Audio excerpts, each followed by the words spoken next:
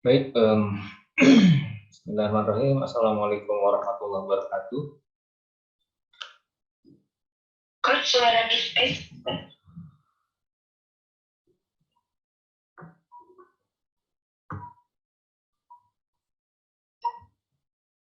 Baik, Assalamualaikum warahmatullahi wabarakatuh. Selamat malam semua, sahabat semua, Waalaikumsalam.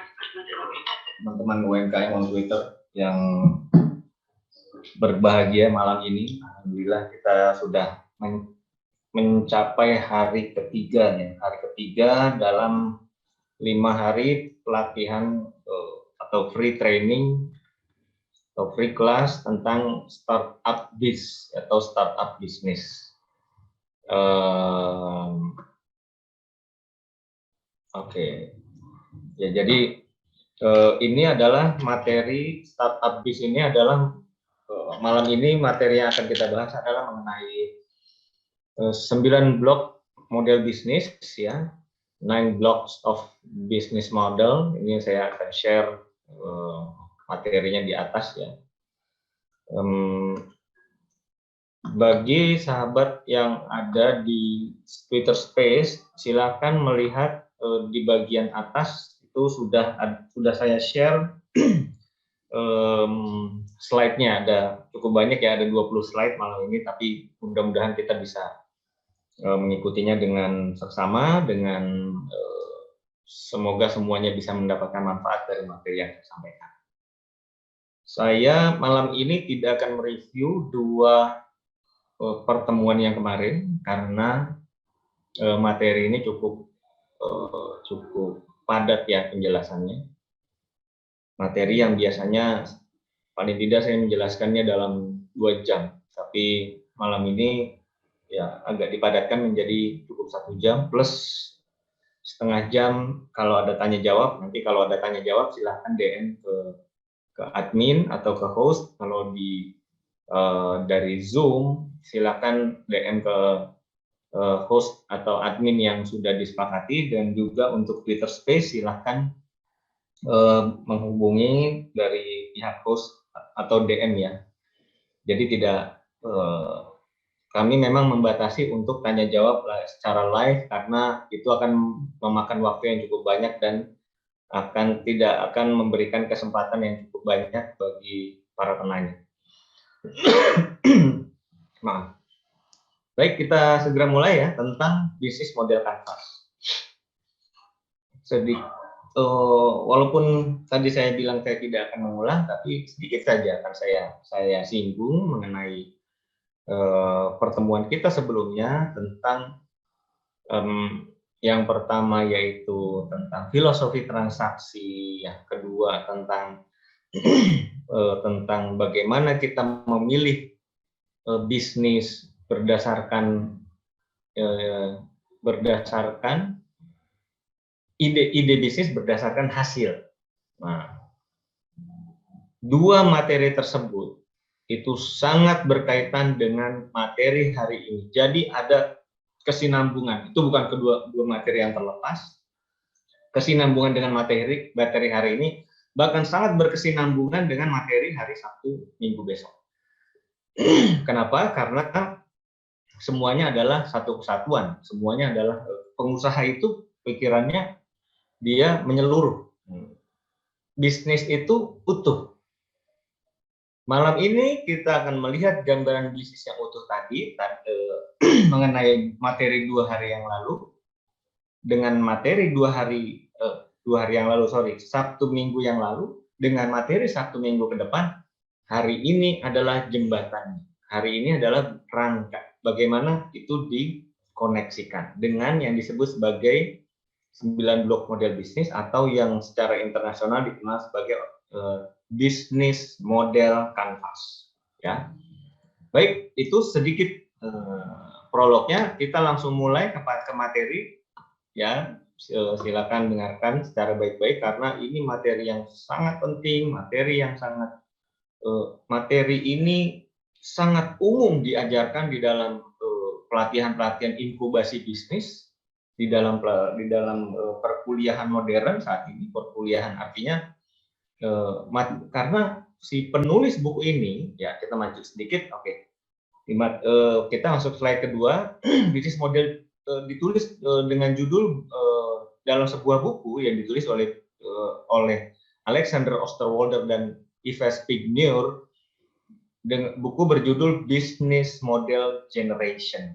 Buku ini bisa dibeli di Gramedia. Ya, saya bukan mengiklan, tapi amat sangat merekomendasikan membaca buku ini. Saya bukan mengiklankan, tapi ini memang memang asalnya dari sini. Ini adalah buku rujukan satu-satunya asal dari metode ini diciptakan. Jadi metode ini diciptakan di akhir tahun 2000-an, 2008 atau antara 2006 sampai 2010 yang saya ingat.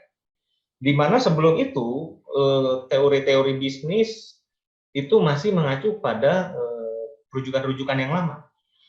Di mana yang disebut sebagai business plan atau rencana bisnis itu, ketika membuat rencana bisnis itu utuh semuanya, penuh, padat, tebal. Jadi bisa minimal 10 halaman. 10 halaman sampai 200 halaman business plan. Sudah mendekati yang disebut sebagai feasibility study atau studi kelayakan. Studi kelayakan bisa 200 halaman, bisa 1000 halaman.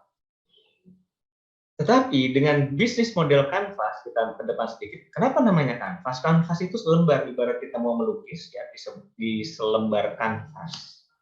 Nah, ini adalah, kita masuk ke slide yang ketiga, yaitu ini yang disebut sebagai the business model canvas. Ini adalah desain yang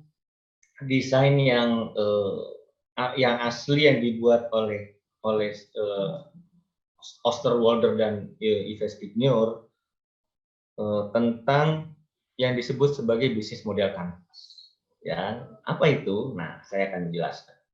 Jadi sedikit saya review materi yang sebelumnya, yang teman-teman di Zoom tentu bisa menikmati ilustrasi saya dari laser pointer yang akan saya gambarkan.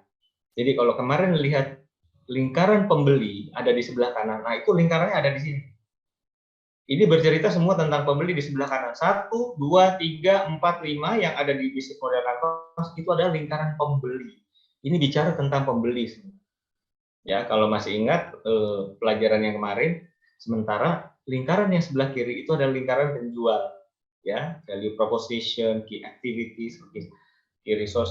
Di mana kita nomor 1, 2, 3, 4, 5 ada 5 poin awal itu adalah bicara tentang pembeli, bicara tentang konsumen, bicara tentang customer, bicara tentang market, whatever istilahnya, itu adalah, kalau istilah saya adalah pembeli. Nah, itulah yang akan diprioritaskan. Kalau di materi yang pertama, prioritaskan pembeli dan transaksi. Ya, pembeli di nomor 1, transaksi di nomor 5 di sini. Ya, pembeli dan transaksi, kemudian yang berikutnya adalah penjual itu di sebelah kiri ini lingkaran. Kalau masih ingat, ya. Kalau input, proses, output di materi yang kedua, input itu ada di sebelah sini semua. Key partners, modal di sini, biaya di sini semua. Input, ya. Key activities, resource, ya. Resource ini sumber-sumber daya, aktivitas di pekerjaan, input semua. Nah, sementara beririsan dengan aktivitas sumber daya dengan nilai yang ditawarkan itu apa. Nah, ini proses di sini. Outputnya adalah lagi-lagi konsumen. Outputnya adalah pembeli. Ya, itulah keterkaitannya. Jadi kita akan membahas lebih dalam. Ini adalah jembatan, sekali lagi, bisnis model kanvas ini adalah jembatan antara tadi teori yang mendasar sekali, teori tentang filosofi apa itu pembeli, kenapa kita harus mikirin pembeli, lebih dalam memikir pembeli daripada mikirin produk. Ya, hari ini lebih detail lagi dijelaskan. Ya, oke. Kita masuk ke slide yang berikutnya, slide keempat. Oke, nah ini disebut, ini benefit. Benefit apa sih? Benefits of business model canvas. Benefit itu apa sih, keuntungannya apa sih, kelebihannya apa sih, keuntungan pakai business model canvas atau 9 blok business model ini? Yang pertama, urutan logikanya ini yang natural dan faktual. Ya, jadi urutannya yang di sebelah, kalau kita perhatikan di sebelah kanan atas itu 1, 2, 3, sebentar saya Tutup dulu. Oke. Ya, saya lanjutkan. 1, 2, 3, 4, 5, 6, 7, 8, 9. Perhatikan, itu bukan dari kiri ke kanan, atau bukan dari kanan ke kiri urutannya, tapi itu urutannya sudah diatur oleh si Osterwalder dan Investigator. Yang ini urutannya adalah sesuai logika dan yang natural dan faktual, sesuai dengan fakta dan sifat natural dari bisnis. Ya, itu ini ditemukan. Mereka itu juga Alex Osterwalder, beliau seorang dokter, bukan seorang pebisnis biasa. Beliau memikirkan teori itu sudah luar biasa, dan teori ini sangat digandrungi oleh seluruh pebisnis di seluruh dunia saat ini. Ya, disebut sebagai bisnis model kanvas. Kemudian yang kedua, menjelaskan proses bisnis secara utuh dalam satu halaman kanvas. Ya, saya kuliah S1 jurusan manajemen, ambil konsentrasi marketing. Ya. Ketika saya pertama kali melihat teori ini dan saya harus mengajarkannya di kampus, saat itu saya mengajar sebagai dosen di Prasetya Mulia. Saya mengajar S1 di Prasetya Mulia, dan saya saya berkenalan dengan materi ini pertama kali dan saat pertama kali saya lihat, wow, luar biasa, ini pelajaran saya dari awal sampai akhir hanya diterangkan dalam satu lembar. Itu sangat tercengang saat itu pertama kali melihat ini. Ini luar biasa. Jadi teman-teman yang bukan lulus kuliah ekonomi, bukan lulusan sarjana ekonomi, ini sangat dimanjakan sekali dengan bisnis model ini, ya. Menjelaskan proses bisnis secara utuh dalam satu halaman. Ya, perhatikan nomor 2. Berikutnya nomor 3, menemukan langkah jitu meningkatkan penjualan, keuntungan, dan arus kas. Jadi logikanya kelihatan dari sini. Mana yang akan kita lakukan? Logikanya seperti apa ketika kita ingin meningkatkan penjualan di nomor 5 misalnya? Apa yang harus kita lakukan? Yang harus kita lakukan kembali ke nomor 1. Nah, di situ kita melihat, bukan bagaimana meningkatkan penjualan, tambah modal, bukan. Bagaimana meningkatkan penjualan, kerja lebih keras lagi, atau bahan bakunya diperbanyak lagi. Nomor 1 adalah penentu dari seluruh langkah 1 sampai 9. Nomor 1 adalah penentu, yaitu customer. Ya, bicara tentang pelanggan, bicara tentang pembeli, bicara tentang konsumen, bicara tentang market. Itu yang nomor 1 harus dipikirkan.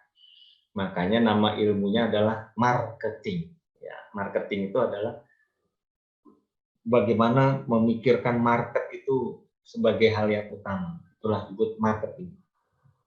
Oke. Yang berikutnya adalah mendapatkan kerangka strategis branding. Branding ini hal yang filosofis luar biasa yang harus kita lakukan. Ketika teman-teman pengusaha online, ya, datang ke buka Instagram, mau nulis apa pertama kali? Nulis namanya apa? Nama brandnya, nama produknya, nama yang akan di Instagram, nama yang akan disebutkan paling awal di Facebook, di Twitter, di WhatsApp, di nama logonya. Mau ngomong apa? Udah gitu ditanya kita datang ke tukang desain digital printing. Datang ke digital printing. Ya, petugasnya duduk di depan komputer. Ya, Bu, Mas, Pak, mau nulis apa ini? Nulis apa ya? Nah, itulah branding. Kenapa? Ketika branding sudah tersemat pada produk kita, ketika branding sudah menempel pada jasa itu akan menempel selama-lamanya, dan dia akan menjual dirinya selama 24 jam. Saat bahkan si salesman-nya tidur, saat owner-nya tidur, si branding itu bekerja 24 jam selama-lamanya selama dia. Itulah branding. Sehingga kita tidak bisa asal-asalan. Nah, kerangka branding itu ada di dalam bisnis model kanvas ini semua. Ketika kita datang ke tukang branding, ketika teman-teman datang ke seorang konsultan digital marketing, akan ditanya oleh dia mana bisnis model. Ketika teman-teman ini bisnis model saya, ini bisnis model Canva saya, selesai. Langsung bisnis si seorang digital marketer sudah lincah memainkan strategi. Atau ketika kita belajar seorang kepada guru di digital marketing, ya, dan kita sudah punya bisnis model, itu cuma sudah setengah perjalanan. Dibanding kita belum punya ilmu bisnis model Canvas, kemudian kita datang ke seorang digital marketing. Kita membuka akun Twitter pertama kali, kita membuka akun Instagram pertama kali, dan akun media sosial yang lain-lainnya, semua sudah konsisten dengan yang disebut sebagai branding. Dengan kita mau bikin tagline apa, bahkan dalam pemilihan nama, bahkan dalam pendesain logo, semua filosofinya tertuang dalam satu lembar di bisnis model Canvas. Ini pentingnya bisnis model Canvas, karena dia adalah rangkuman semua, karena dia menceritakan, dia mewakili seluruh apa yang kita pikirkan, yang kita inginkan, apa yang diinginkan oleh market, dan kemudian apa yang mau kita penuhi dari market tersebut. Nah, jadi inilah pentingnya dari bisnis model Canvas. Nomor 4, mendapatkan kerangka branding. Oke, nomor 5 adalah alat untuk memutuskan apakah akan memulai bisnis atau tidak. Luar biasa ini, ya. Ini luar biasa sekali bisnis model Canvas. Dan ketika teman-teman punya modal misal, kemudian ada orang yang mempresentasikan bisnis. Mana bisnis modelnya? Saya mau lihat. Ketika melihat bisnis modelnya, ini bisnis model. Itu nomor 1-nya nggak jelas, nomor 2 nggak jelas, 3, 4 nggak jelas, nomor 5 nggak jelas, yang jelas 7, 8, 9. 6, 7, 8, 9. Nah, ini duit semua, ini boros modal saya habis semua ini. Karena nomor 1, 2, 3, 4, 5 itu nggak nyambung, logikanya nggak nyambung, duitnya dari mana nggak jelas, customer-nya mau apa yang mau dipenuhi bagi customer nggak jelas. 1, 2, 3, 4, 5 itu nggak jelas. Sehingga nanti ketika nomor 8, nomor 9 ini bicara tentang cost structure, struktur biaya. Itu modalnya duitnya di situ. Kamu perlu duit berapa? Saya perlu duit 500 juta misalnya. Oke, 500 juta saya ada 500 juta. Itu dipakai buat apa? 500 juta untuk beli ini. Kok cepet banget ya ngomong 500 juta. Kalau cuma sekedar menghabiskan uang 500 juta, semua orang bisa, gampang. Ya seharusnya bukan 500 juta cerita tentang bagaimana Anda menghabiskan 500 juta ini. Ketika saya tanya uang 500 juta saya ini buat apa? Yang harus Anda ceritakan pertama kali adalah nomor 1. Apa yang ada di kepalanya konsumen? Apa yang sedang mereka butuhkan? Apa yang mereka inginkan? Apa selera mereka? Ya, seperti itu saya tadi. Bicara tentang selera. Jangankan kita mau jualan, ya. Kita nggak sesuai selera aja, konsumen itu benci. Bisa benci. Dan kebetulan kalau kita nggak merasa sesuai dengan selera konsumen, kemudian konsumen suka. Ya dia cinta, dia akan beli, dia buang. Tiba-tiba kok produk saya habis. Saya nggak tahu nih kenapa ini. Tiba-tiba yang membeli adalah menggandrungi. Nah, jadi itulah yang kemudian di nomor 5 ini memutuskan apakah memulai bisnis atau tidak. Dan juga mengevaluasi apakah bisnis ini perlu diperbaiki dari sisi mananya. Ya ini kembali ke seorang pengambil keputusan, seorang komisaris, seorang owner, pemegang saham. Itu cukup ngomongnya 1 lembar ini aja, nggak perlu detail. Ini kenapa gagang pintunya miring? Owner tuh bukan gitu. Ini kenapa kok perusahaan saya catnya warnanya seperti ini? Owner perusahaan nggak mikirin yang hal-hal yang teknis seperti ini. Dia mikirnya ini. Ya, seorang owner, seorang komisaris ya kemarin kan pada berlomba-lomba menjadi komisaris ya kan. Nah, ini begini caranya jadi komisaris, belajar nomor 1 sampai 9 ini ya. Bismillah komisaris ini ya. Oke. Alat untuk memutuskan apakah mulai bisnis atau tidak. Yang ke-6, memberikan gambaran yang jelas bagi calon investor. Teman-teman perlu nggak sih investor? Semuanya bilang perlu investasi nggak? Perlu berapa? 1 miliar? Kalau saya kasih 1 miliar, mau bikin apa? Sebentar Pak, bentar. Ya kan?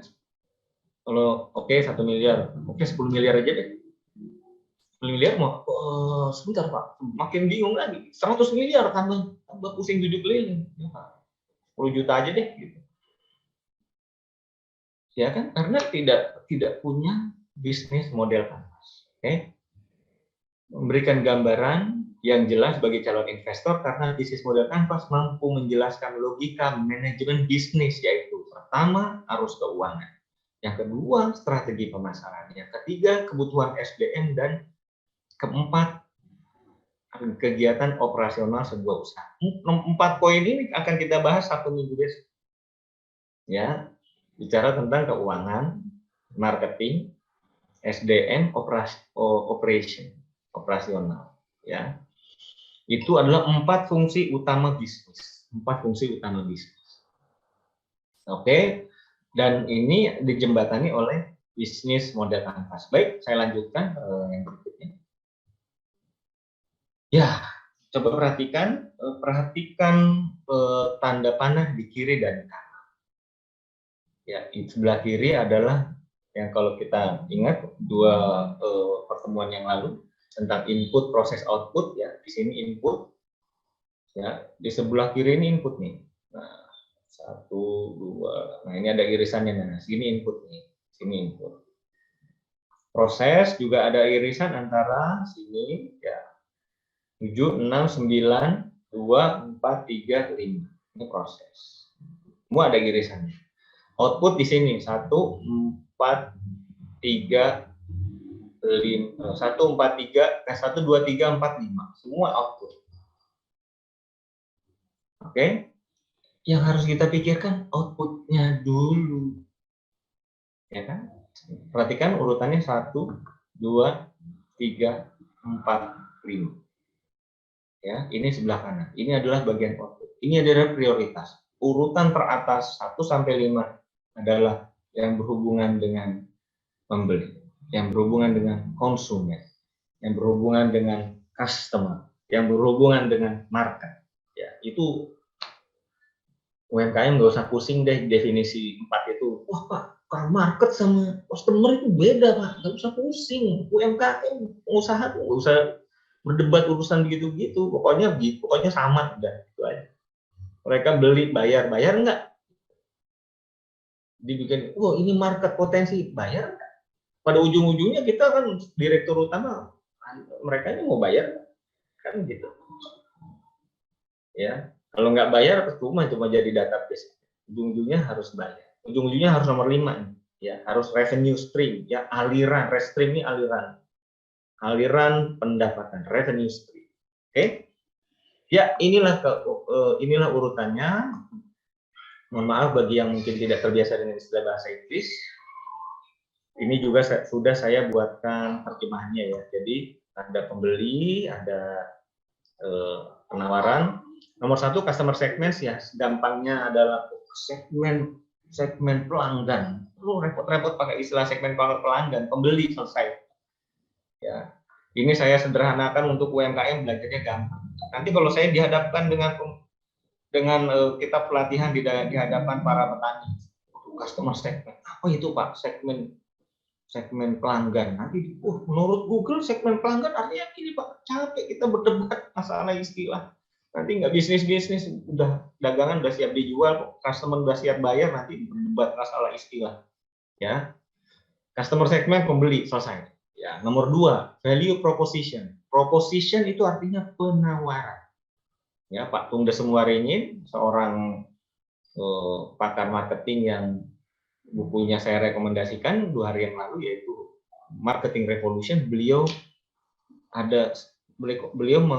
memberikan sebuah slogan ya, di dalam bisnis, di dalam marketing yang terpenting adalah penawaran. Itu saya nggak lupa itu kata beliau, diulang-ulang tuh di radio, ada radio Pas FM atau apa namanya, Smart FM ya di Jakarta. Oke, ada penawaran. Kemudian ada istilah keunikan, unique selling proposition. Waduh, USP. Ini produk Anda USP-nya apa? Ya intinya sama. Penawaran, keunikan, kemudian intinya itu ya produknya apa sih, yang di produknya ini tentang apa sih, gitu kan. Intinya tentang produk atau value proposition. Yaitu penawaran nilai yang ditawarkan, kemudian nilainya. Tentu itu diwakili oleh produknya. Tentu itu diwakili oleh produk. Yang ketiga adalah saluran penjualan. Tadi 1 di sini, 2 di sini. Ya, 1, 2 ini di tengah posisinya. Karena dia menjembatani antara kiri dan kanan. Penawaran nilai itu di tengah ini. Nomor 1 harus dipikirin ini dulu, nomor 2 ya. Kemudian bagaimana nomor 2 ini mencapai ke nomor 1? Bagaimana penawaran ini mencapai kepada si konsumen? Yaitu melalui nomor 3 dan 4. Tapi nanti akan saya jelaskan, kalau begini nanti bingung ya. Oke, cara nomor 3 adalah saluran penjualan. Nomor keempat adalah cara promosi. Mohon maaf ya teman-teman yang di Twitter Space, saya ada di slide nomor 6 ya. Di slide ke-6, silahkan dilihat.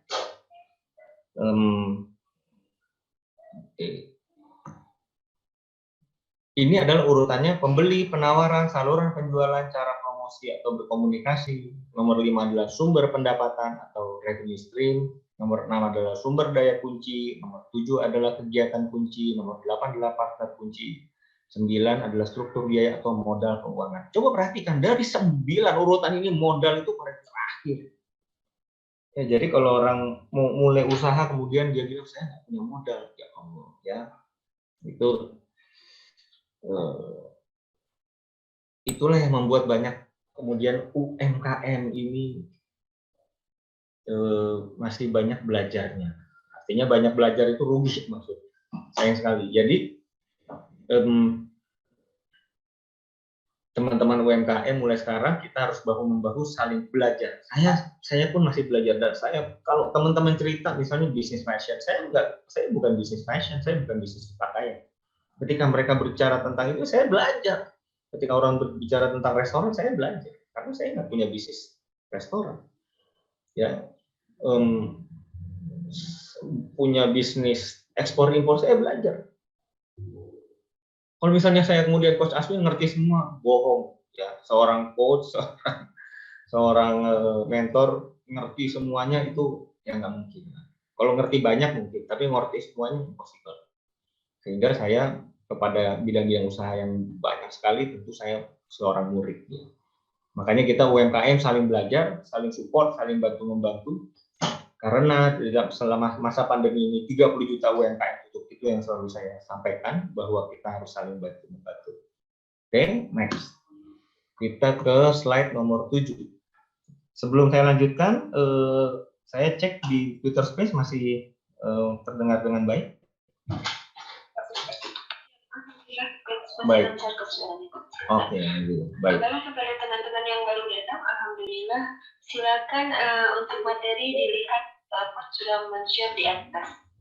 Ya, baik. Saya lanjutkan ya.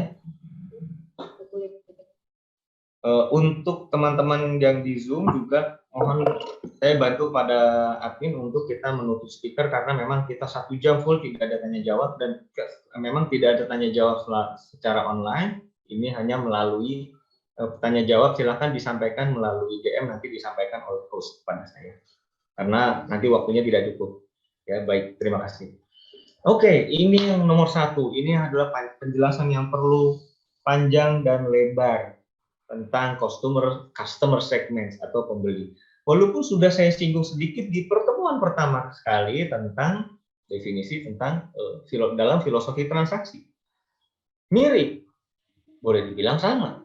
Ya, karena customer segment berisi mengenai siapa customer Anda, produk atau layanan Anda akan dijual ke siapa. Idealnya adalah melakukan riset untuk memastikan customer segment. Ya, kemudian contoh kita menjual produk-produk fashion di online, maka segmen yang tepat adalah anak-anak. Itu sebagai contoh. Kalau misalnya di materi tentang filosofi transaksi, teman-teman sudah sempat mengisi bagaimana kita bukan mengenal juga sih, kita mentarget siapa customer kita, kemudian kita mampu menggambarkan siapa mereka, maka kita sudah melakukan proses mengerti, bagaimana kita mengerti pembeli kita dengan baik. Biasanya kalau ada tukang bubur, ya saya senang sekali pakai istilah cerita tentang tukang bubur.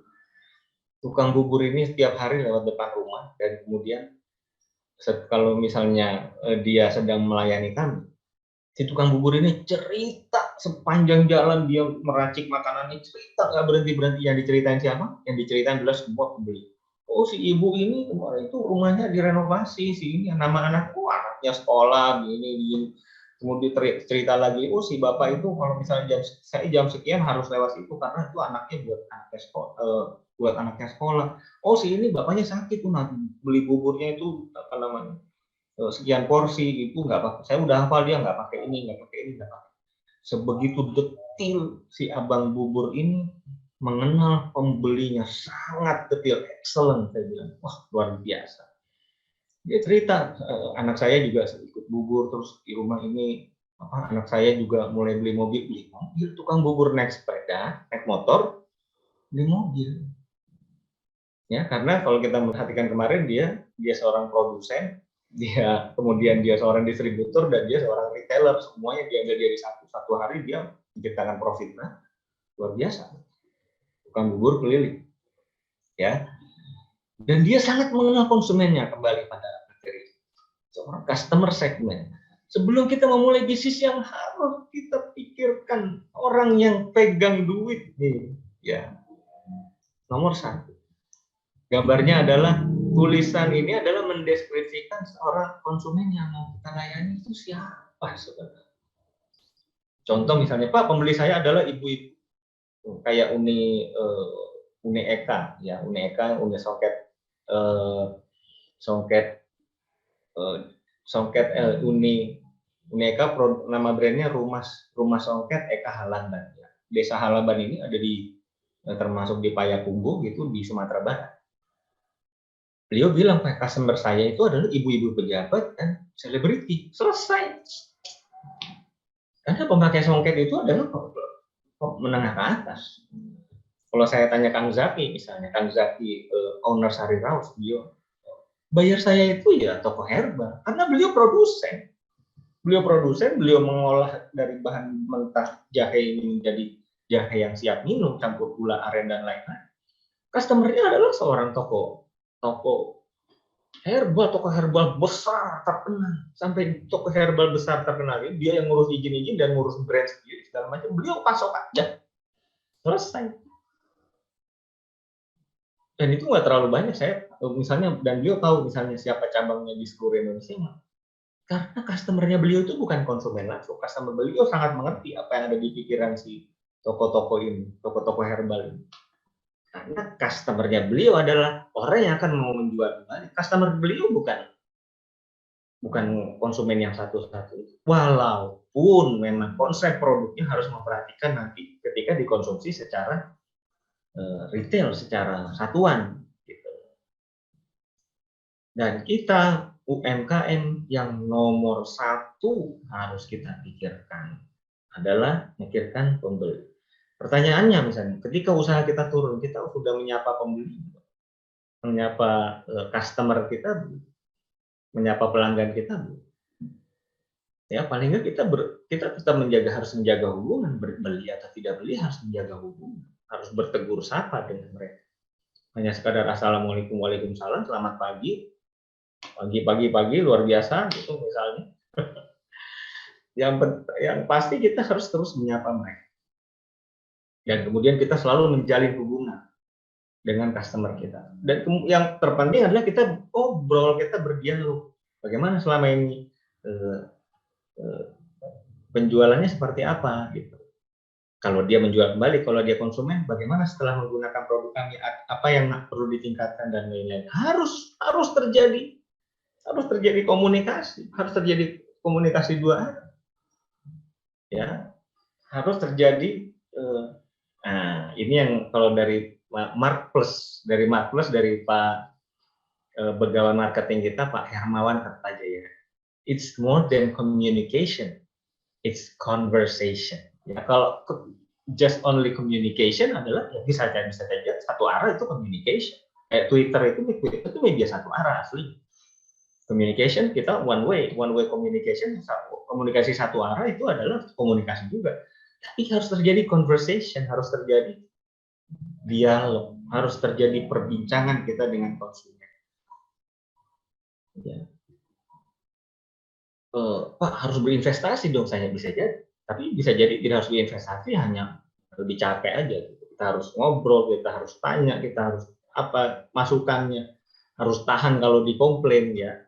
Kalau dikomplain jangan lari, jangan marah, jangan kecil hati. Kalau dikomplain oleh customer, kalau kita dikomplain oleh customer, tipsnya adalah nomor satu yang harus kita sampaikan adalah terima kasih. Terima kasih kenapa? Dia komplain itu terima kasih. Loh kok terima kasih Pak? Kok ngeselin kok customer tuh komplain. Terima kasih dong. Kalau customer itu dia merasakan ada masalah dan dia nggak komplain, dia langsung selesai. Saya nggak mau beli lagi.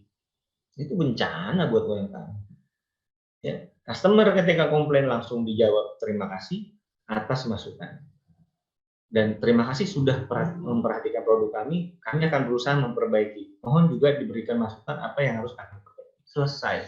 Dengan begitu tadinya keselnya 100%, sudah tinggal 30%, dibilang terima kasih aja. Terima kasih, kurang 30%.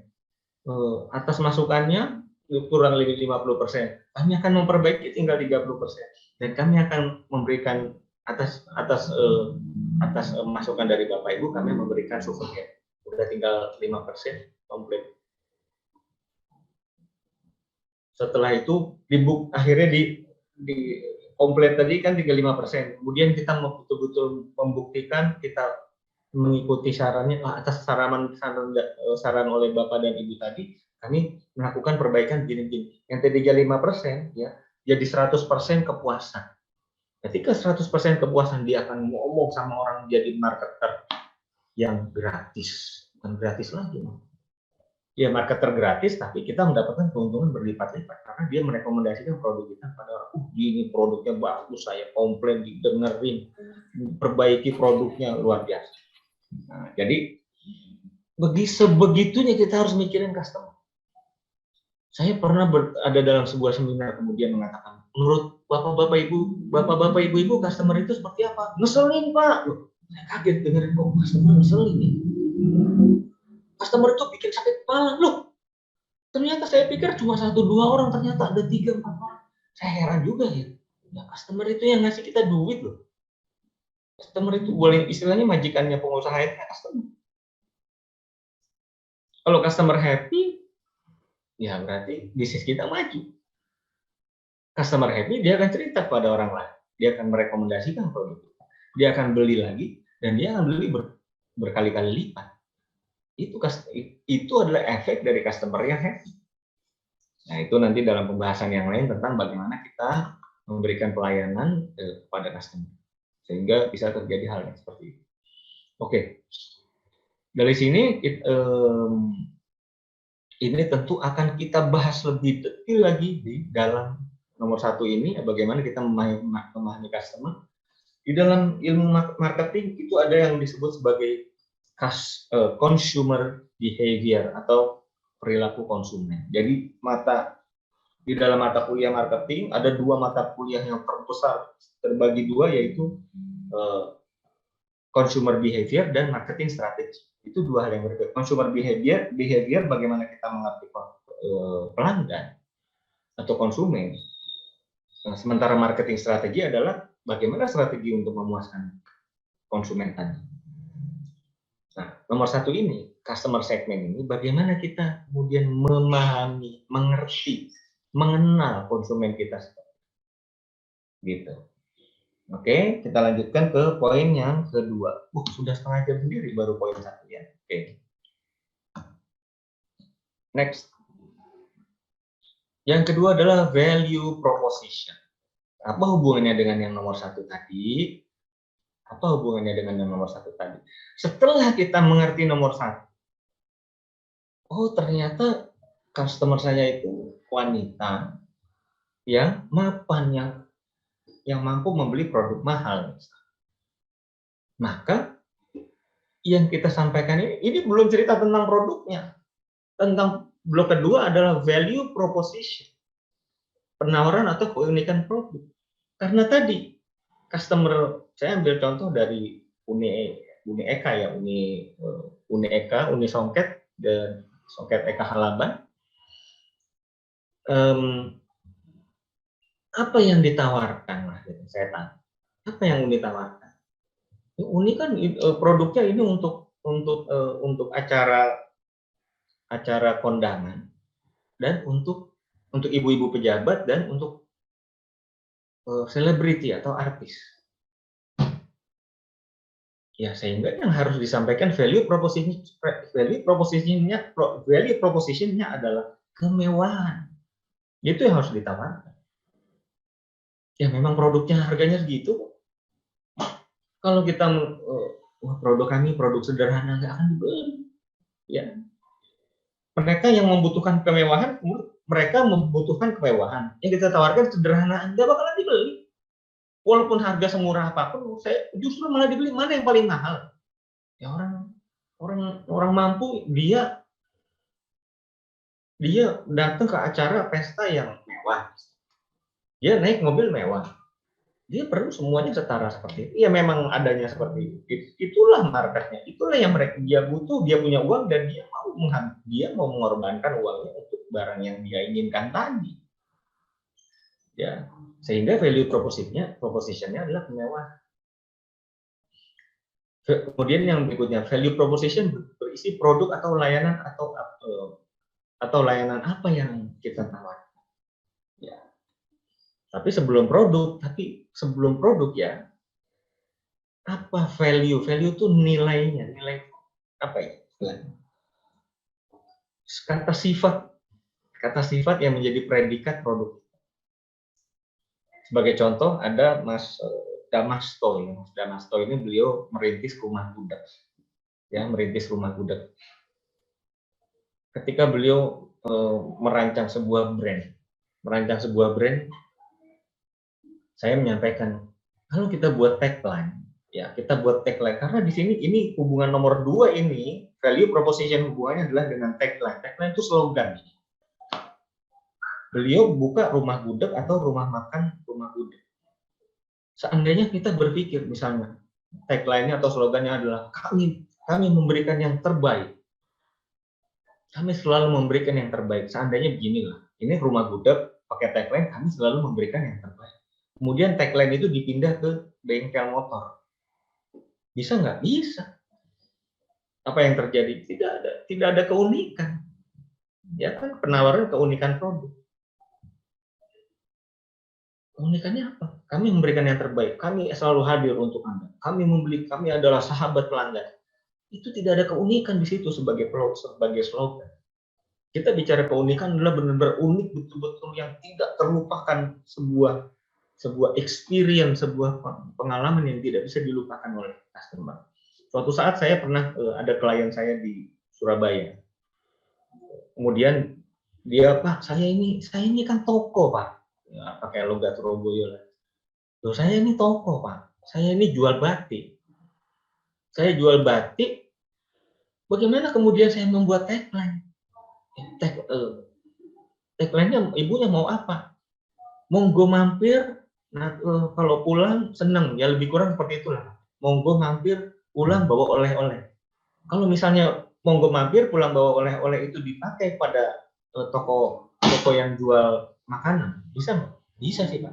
Nah terus ibu jual batik itu ngapain pakai tagline itu saya? Nah terus apa dong, Pak?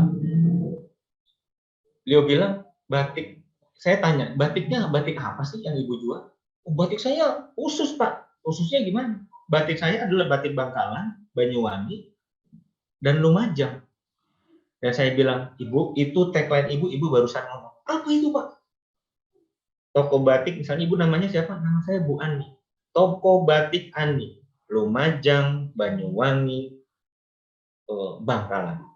Itu tagline, saya bilang. Oh gitu ya, Pak? Ya iya. Dengan begitu ibu langsung spesifik menawarkan sesuatu. Ibu di pinggir jalan, jadi toko-toko batik yang lain nggak ada, Pak, yang kayak saya. Cocok, saya bilang.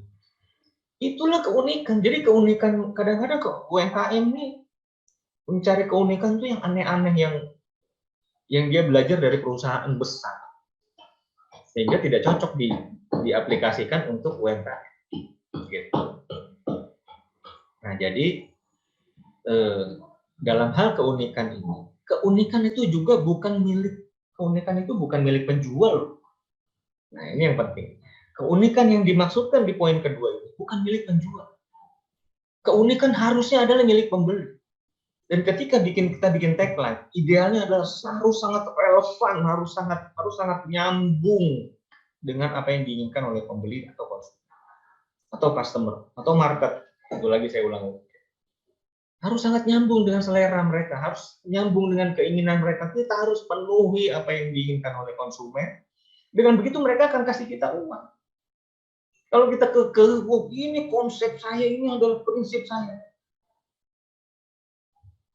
Saya garuk-garuk kepala aja deh. Kalau seorang penjual ngotot dengan idealismenya dia, dengan idenya dia, ide ibu kan satu orang. Ide bapak itu kan cuma satu orang. Pembeli Anda jutaan loh. Iya ya Pak. Nah, iya.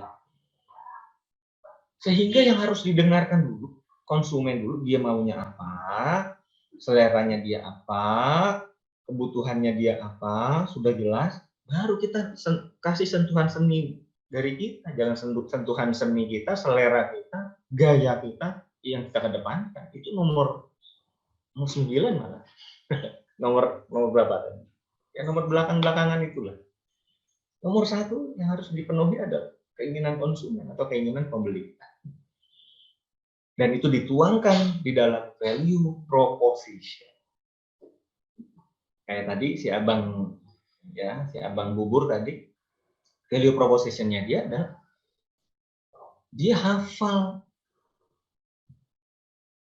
hafal seleranya konsumennya satu persatu. Ini nggak pakai apa namanya seledri, yang ini nggak mau pakai kecap, yang ini nggak mau pakai apalah. Kalau dia detail, jadi waduh, kalau abang ini saya udah nggak usah cerita, siapapun yang saya suruh beli itu sudah persis sesuai dengan yang saya minta, hafal. Orang tukang bubur aja punya value proposition, hebat kan? Oke, dari sini semoga paham. Nomor 2 adalah intinya untuk memenuhi nomor 1. Silakan dicatat. Blok kedua adalah untuk memenuhi nomor 1. Oke, yang berikutnya, bukan nggak cukup ini waktunya. Sudah hampir 1 jam ya. Saya baru sampai nomor 3 ini, belum contoh-contohnya. Oke, semoga cukup. Saya lanjutkan. Nomor 3 ini adalah tadi untuk nomor 2 ini mencapai nomor 1, perhatikan di sini. Sekarang saya ada di slide nomor 10 ya, dari teman-teman yang di Space. Saya ada di slide nomor 10 dengan judul di atasnya ada angka 3 besar, kemudian channels atau saluran penjualan. Ya. Untuk nomor 2, perhatikan di sebelah kanan atas. Untuk nomor 2, value proposition atau penawaran nilai, supaya nomor 2 ini memenuhi keinginan nomor 1, lewat jalur mana? Channel. Ini dalam artian dalam hal fisik, ya, dalam hal material. Itu bedanya. Nomor 3 sama 4 suka kebalik ya, suka bingung. Apa sih nomor 3 sama 4 beda? Channel ini artinya kita jualan di mana? Ya, kita jualan di mana? Saya jual online, Pak. Saya bisa ditemui. Customer ini tahu tentang value yang saya tawarkan. Dia membacanya lewat online.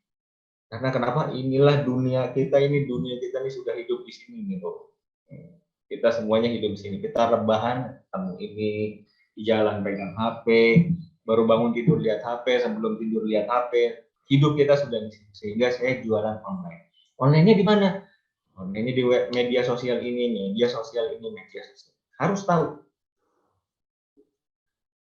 Yang pasti adalah kita harus tahu customer kita ada di channel yang mana. Customer yang tadi sudah kita pilih tadi, misalnya UNEK Halaban. Seorang ibu-ibu pejabat atau selebritis itu mereka pakai medsos apa? Ya di situlah jualannya, jangan kita jualnya di medsos yang lain-lain. Ya boleh aja, siapa tahu ada yang ada juga. Tapi yang utama, mereka itu ada di mana? Ya itu harus kita prioritaskan. Selebihnya tambah, ya bisa jadi ada rekomendasi, ada informasi baru dan lain-lain. Nomor 3 itu channel. Bagaimana Anda memberikan layanan Anda kepada customer? Bagaimana cara customer dapat memperoleh produk kita? ya, pesan antar, telepon, transfer, macam-macam. Contoh channel adalah website atau toko tradisional. Kita jualan di mana? Dari website. Kita jualan di mana? Saya punya toko, Pak, toko fisik, ya istilahnya. Toko fisik itu ya toko dalam artian yang sesungguhnya, bangunan toko. Gitu. Ini adalah yang disebut sebagai saluran penjualan. Oke? Ada juga saya saluran penjualannya adalah di pasar. Ya, saya saluran penjualannya di perkantoran. Saya saluran penjualannya saya keliling perumahan. Ya, misalnya ada keliling perumahan, ada misalnya laundry. Laundry itu laundry sekitar rumah. Atau saya channel penjualan saya adalah apartemen. Apartemen itu ada ribuan langsung di sekitar situ, itu cocok. Produk saya cocoknya untuk apartemen. Nah, bisa kita masuk. Oke, ini mudah, simple. Nomor 4 adalah customer relationship. Jadi nomor 3 itu lewat mana. Nomor 4 ini adalah bagaimana cara kita membangun hubungannya ini gimana. Nomor 3 lewat mana. Ya, nomor 4 itu caranya gimana. Bagaimana caranya mengkomunikasikan tadi, nomor 2 tadi, nilai yang kita tawarkan tadi. Contohnya, saya adalah kemewahan, saya adalah kecepatan, jasa saya keunikan saya adalah saya ini produk saya itu paling nikmat misalnya. Kalau makanan paling enak, paling nikmat dan terjamin bebas, terjamin halal, terjamin bebas pengawet, macam-macam. Nah, bagaimana mengatakan itu ke nomor 1? Kalau nomor 3 ada lewat mana, nomor 4 itu bagaimana cara menggambarkan hubungan kita dengan customer. Contohnya, bagaimana kita membangun hubungan dengan customer adalah contohnya kita melakukan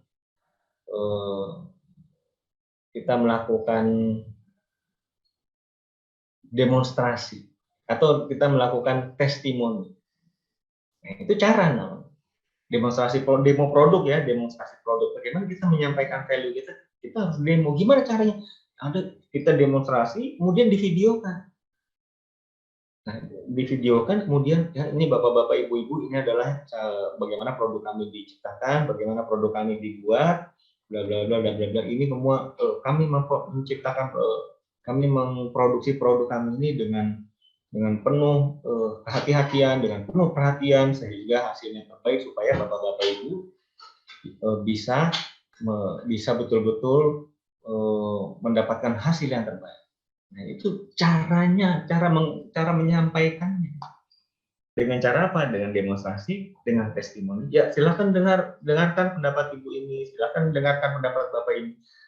Itu bagaimana kita membangun hubungan customer relationship. Bagaimana kita membangun relation. Nah, hubungan kan, menggambarkan hubungan apa? Itu nomor 4. Saya lanjutkan nomor 5. Setelah kita jelas 1, 2, 3, 4, baru bicara duit. Revenue stream, dari mana saja sumber pendapatan bisnis Anda. Apakah dari menjual produk, menjual jasa, menjual iklan, komisi lain. Artinya, nomor 5 ini, apakah misalnya, saya menjual 5 produk. Nah, ditulis semua produk A, produk B, produk C, produk D, produk E. Ada 5 produk. Itu yang disebut sebagai revenue stream atau aliran pendapatan. Ada juga yang produknya jasa, tapi dia diselingi jual produk. Contoh misalnya cuci mobil. Ya, cuci mobil kan jasa pencucian mobil. Dia, tapi di tengah-tengah orang mencuci mobil ditawarkan produk-produk lain, orang yang sambil nyuci mobil nunggu dia di depan jual kopi, jual minuman, makanan, jual souvenir, bukan souvenir, jual onderdil mobil, jual aksesoris, macam-macam. Sehingga terjadi selain dia jual jasa bengkel, cuci mobil, ganti oli, macam-macam, dia menjual produk. Aslinya jasa menjual produk. Kemudian ada juga produk yang menjual jasa. Contoh saya misalnya, saya menjual produk, tapi saya menjual jasa. Jasa apa? Jasa untuk memasangnya, jasa antar, jasa macam-macam. Ya, banyak yang punya produk tapi jual jasa. Misalnya orang menjual produk seperti di salon misalnya. Ya, ada menjual produk, ya sekalian dia juga kalau di salon aslinya jasa ya. Coba apa yang produk, dia kemudian menjual jasa apa contoh? Banyak ya, nanti kita bisa cari contohnya. Artinya yang jasa bisa dikombinasikan dengan menjual produk, yang produk bisa dikombinasikan dengan menjual jasa. Itu adalah sumber alternatif pendapatan atau pemasukan. Oke, ini nomor 5. Sehingga ini jelas ini ketika kita 1, 2, 3, 4 ini sudah jelas, sehingga itu tergambar proyeksi pemasukannya ini di nomor 5. Oke, kita lanjut ke nomor 6, yaitu key resource. Tadi sudah jelas 1, 2, 3, 4, 5 berbicara, semua bicara tentang konsumen, bicara tentang pendapatan, bicara tentang pembeli. Sekarang mulai masuk tentang diri kita. Baru bicara tentang bisnis kita seperti apa. Oke, nomor 6 ini yang pertama kali adalah key resource. Key resource ini adalah sumber daya kunci yang menjelaskan sumber daya apa saja. Kita ada di halaman 13 untuk teman-teman Twitter Space-nya. Sumber daya kunci ini apa saja yang Anda butuhkan untuk memproduksi produk. Jadi sebenarnya kalau sumber daya yang menjadi kunci dari kegiatan kita itu apa? Contoh kalau produknya misalnya ada Kang Rendra bakso Tasik, ya beliau memproduksi bakso, maka sumber daya kuncinya apa? Sumber daya kuncinya ya bahan-bahan baku bakso misalnya. Satu, yang kedua sumber daya kuncinya adalah tenaga kerja, karena tidak mungkin baksonya nanti pelanggannya banyak, yang meracik baksonya adalah ownernya sendiri. Ya, sehingga karyawan itu menjadi penting. Itu termasuk sumber daya, makanya namanya sumber daya manusia. Oke. Kemudian sumber daya apa lagi yang penting? Harus ada outlet. Karena orang makan bakso itu harus menikmati bakso, kalau dibawa pulang ke rumah udah dingin nggak nih? Harus makan panas-panas, wah keringetan, minum es kelapa, minum es teh manis dan lain-lain, pedes-pedesan gitu kan. Nah, itulah seninya makan bakso, maka harus tempat yang nyaman, harus tempat yang teduh, yang yang tempat parkirnya banyak sehingga orang bisa lalu lalang. Semakin besar tempat parkir, kita juga semakin beruntung karena orang tidak akan ngantri, orang tidak akan susah cari parkir misalnya. Nah, tadi misalnya tenaga kerja, material, uang, dan ini bicara tentang resource, bicara tentang sumber daya. Yang kunci itu apa saja harus dimasukkan ke dalam poin nomor 6. Baik, yang selanjutnya adalah key activities. Kegiatan kunci kita, kalau kita melihat mengacu pada materi 2 hari yang lalu misalnya, kalau perusahaan perdagangan, perusahaan distributor, ya, yang dia pedagang besar, dia beli pada pabrik, kemudian dia stok di dalam gudang untuk didistribusi ke toko-toko. Ternyata aktivitas intinya apa? Aktivitas intinya adalah pergudangan. Memang gampang aktivitas pergudangan karena harus angkat ya, orang namanya pergudangan ini hubungannya dengan logistik.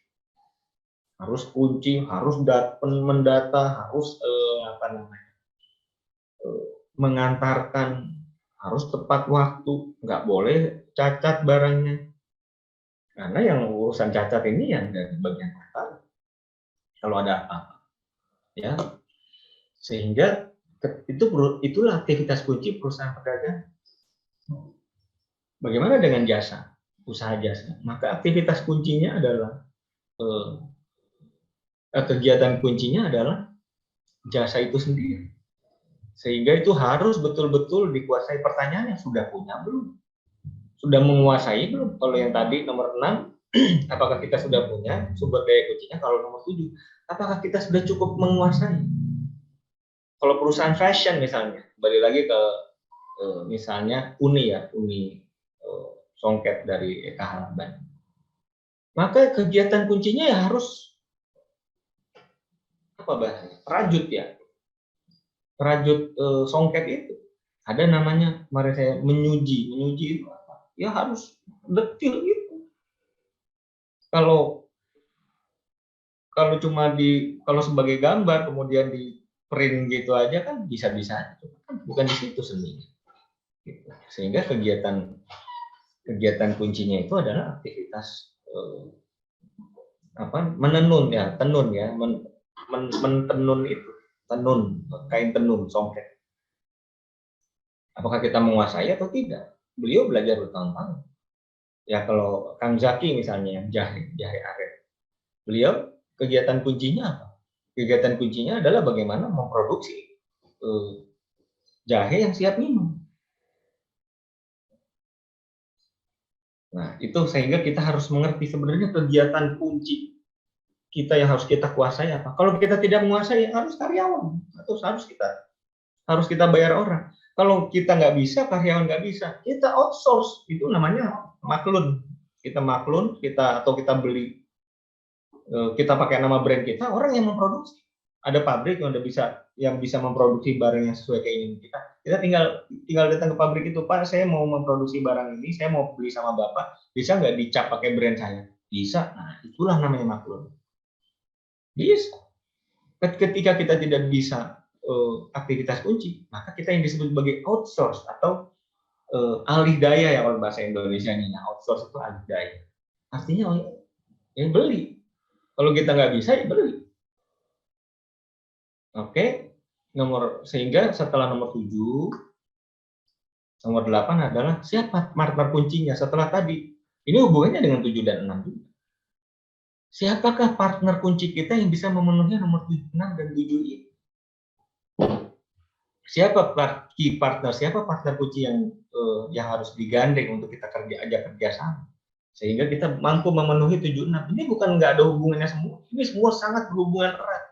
Makanya kenapa urutannya seperti ini? Kedekatan dari poin-poin 1, 2, 3, 4, 5 ini. Kenapa kok nggak urut gitu? Karena ini berpikirnya dari kiri ke kanan, tapi prioritasnya dari kanan ke kiri. Gitu. Ya, seperti juga logika berpikir, kita harus berpikir output. Nah, sekarang kita urusan input. Sudah sampai nomor 8. Sebagai partner kunci siapa? Misalnya kita berjualan online, apakah perlu menggandeng orang-orang yang menjualkan kembali produk itu? Apakah kemudian ada terlibatan bank dalam hal pembayaran, jasa pengiriman barang dan lain-lain? Itu harus kita kuasai semua. Ya, jadi pada poin 6, 7, 8 ini menggambarkan juga bahwa ketika kita sudah selesai dalam urusan konsumen, ketika kita sudah selesai dalam urusan pembeli, maka untuk mengisi 6, 7, 8 ini sudah jauh lebih mudah. Coba kita isi duluan, kita punya modal di 9, kita balik nih, 9 dulu, udah punya duit 500 juta misalnya, kemudian kita cari partner buat apa? Saya punya idenya apa? Idenya produk ini mau dijual kemana? Mau dijual kemana itu nomor 3 pertanyaan. Gimana cara menawarkannya? Nomor 4. Ini nomor 1-nya belum nggak kena ini. Nanti kira-kira proyeksi pendapatannya berapa? Nomor 5. Terus apa yang kita harus kuasai apa? Nomor 7. Bahan bakunya kita sudah menguasai belum? Pasokannya ada terus atau enggak? Nomor 5. Nggak kena nomor 1. Akhirnya ya itulah yang disebut buram semuanya. Ketika kita berpikir dari input dulu, kita berpikir dari sumber daya dulu, bukan dari hasil. Nomor 1, 2, 3, 4 ini hasil. Oke? Saya pikir cukup jelas. Yang kita sekarang ada di slide nomor 16 ya. Cost structure atau struktur biaya. Struktur biaya ini adalah biaya yang terbentuk ketika memproduksi dan memasarkan layanan. Ya, ini akan saya bahas lebih detail di hari Sabtu Minggu besok, bicara tentang marketing dan keuangan. Dan kita sudah mulai bicara tentang proyeksi keuangan. Nah, ini nomor 9 didekatkan dengan 5 karena berhubungan. Ini kalau penjualannya di nomor 5, maka biayanya nomor 9, kita dapat keuntungan berapa? Itulah yang disebut sebagai value added atau nilai tambah nomor 2 ini. Nomor 2 ini hubungannya. Ya. Makanya nomor 2 ini di dekat 5 sama 9. Ketika nomor 5 ini lebih besar dari nomor 9, maka kita sudah berhasil menciptakan yang disebut sebagai nilai tambah atau value added. Ya, nilai tambah kalau dalam kita yang Muslim itulah namanya keberkahan. Keberkahan ada nilai yang bertambah, itu namanya berkah. Ya, kalau kita bisa menciptakan nilai, berarti kita sudah menciptakan keberkahan. Keberkahan material, ya, tinggal keberkahan yang lainnya yang harus kita cari. Oke, ini sekarang kita melihat contoh-contoh nih. Tadi sudah pusing Pak, nomor 1, 2, 3, 4, 5. Kita sekarang bicara contohnya. Ini ada makanan, saya ambil dari internet semuanya karena saya nggak mungkin mengarang-arang mengarang-arang sebuah bisnis model, karena itu harus orang yang membuat bisnis model harus menjiwai sekali, si penciptanya harus dia jiwai sekali.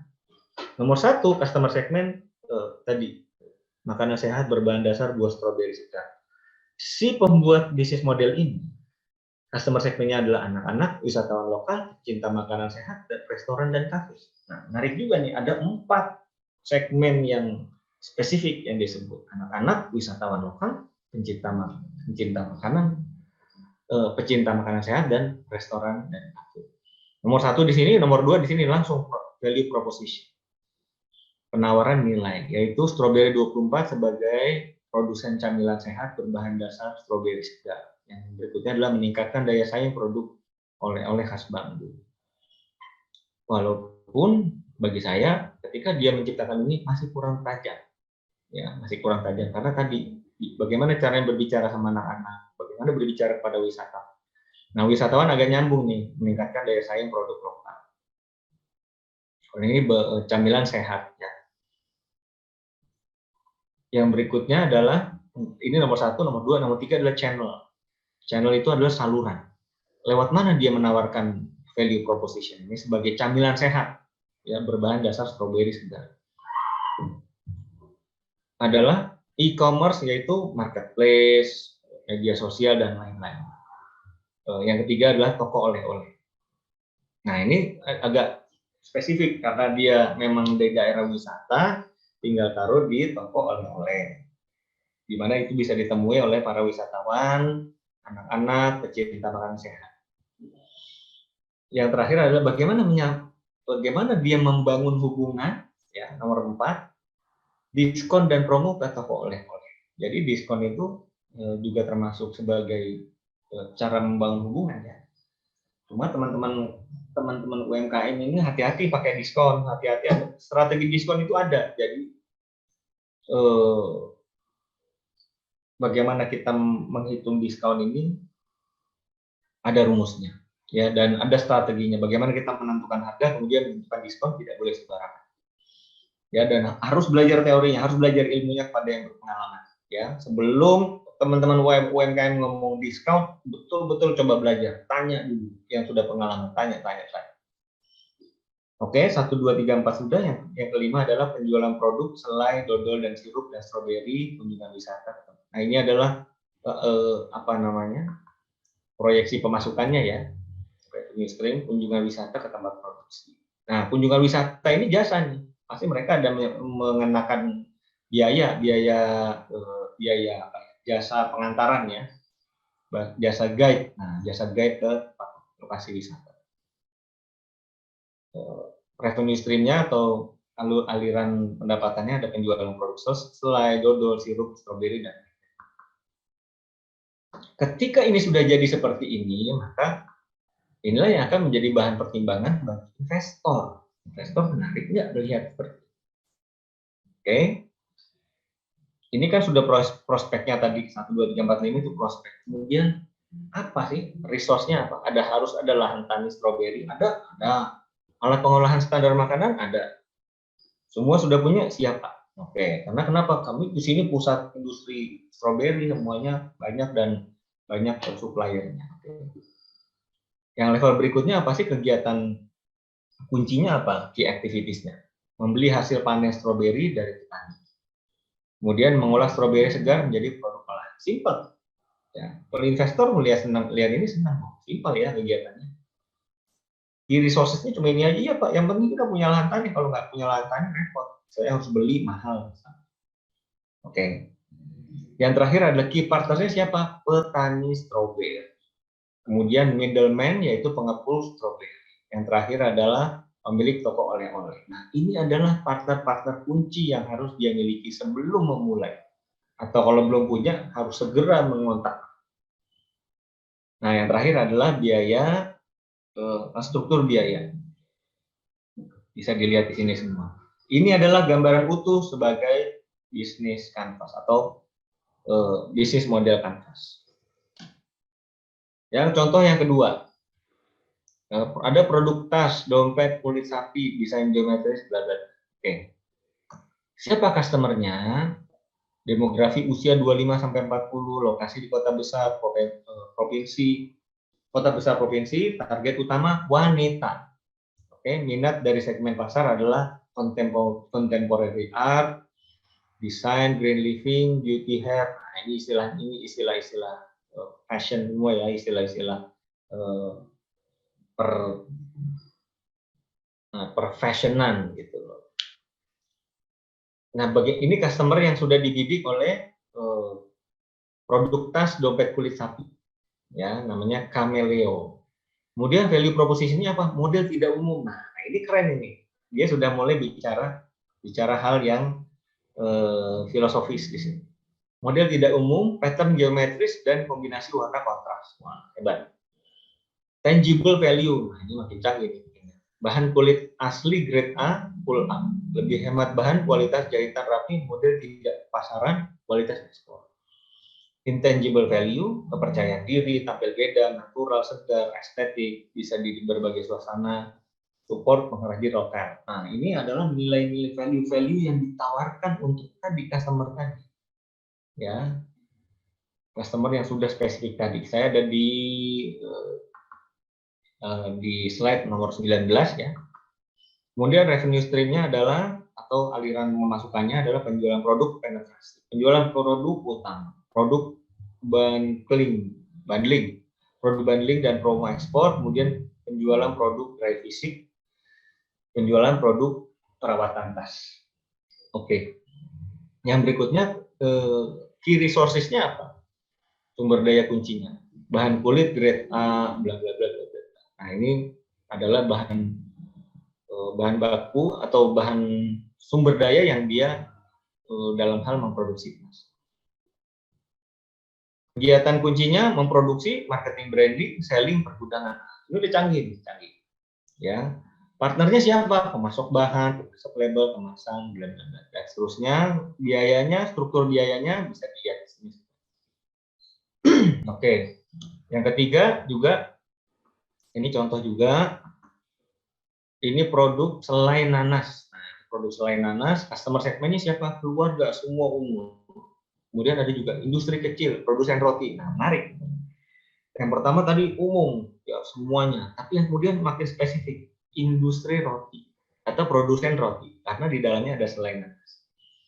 Yang berikutnya adalah toko oleh-oleh. Nah, ini canggih. Dia sudah betul-betul spesifik punya segmen market. Bagaimana melayani mereka? Nomor 2. Selai kemasan botol, selai kemasan plastik, halal dan sehat, tempat belajar petani, bla bla bla. Lewat mana? Lewat brosur, pameran, media online.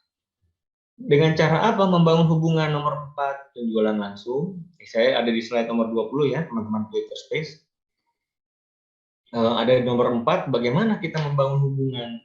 Yaitu penjualan langsung, produsen roti, kemudian potongan harga, lagi-lagi diskon untuk membangun hubungan pertama. Oh, oke. Ya, tapi itu terjadi hubungan. Nah, bahkan ada kalau di bisnis jasa bukan diskon lagi, ngomong free trial. Ini harus pengusaha jasa harus paham. Yang terakhir adalah revenue-nya apa aja sih? Penjualan selai nanas, penjualan pakan ternak untuk ruminansia, kemudian jasa memberikan pelatihan. Nah, ternyata ada 3 dengan contoh-contoh ini, ternyata sumber pendapatan tuh banyak ya, tidak harus menjual produk tapi juga jasa. Oke, nomor 6, sumber daya utamanya adalah lahan budidaya, mirip tadi kayak stroberi tadi ya. Kemudian peralatan pembuat selai, peralatan, jadi ada lahan dan peralatan. Kegiatan utamanya apa? Budidaya nanas, penghalusan, semuanya dijelaskan. Yang berikutnya, siapa sih partner mitra, key partner atau mitra utama? Minimarket, hotel, DKP atau Perindak, GoFood, Tiki, rumah kemasan, pengusaha roti, Dex.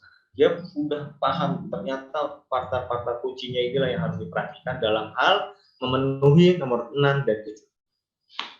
Ya, jadi nomor 6, 7, 8 ini satu paket sebenarnya, jangan dipisah-pisahkan. Oh, 6 itu apa ya? 7 itu apa? Nomor 8 apa? Nomor 8 itu bendanya. Nomor 7 itu nama pekerjaannya. Nomor 8 ini siapa? Partner. With who? Nah, yang terakhir adalah struktur biaya, ini bisa dibaca. Ya, semoga setelah ini teman-teman sudah terbayang, sudah terbentuk cara logikanya sehingga bisa mulai menyusun bisnis model kanvas usahanya masing-masing, ide usahanya masing-masing sesuai urutan 1, 2, 3 dan seterusnya sampai 9. Saya pikir semuanya sudah paham. Ya, masih ada 2 contoh lagi. Ini Az-Zahra Souvenir ya. Kembali lagi nomor 1 adalah siapa customer segment yang pasar khusus, pasar umum. Karena dia bentuknya souvenir. Value proposition-nya apa? Permasalahan, peluang, kemudian solusi kuat.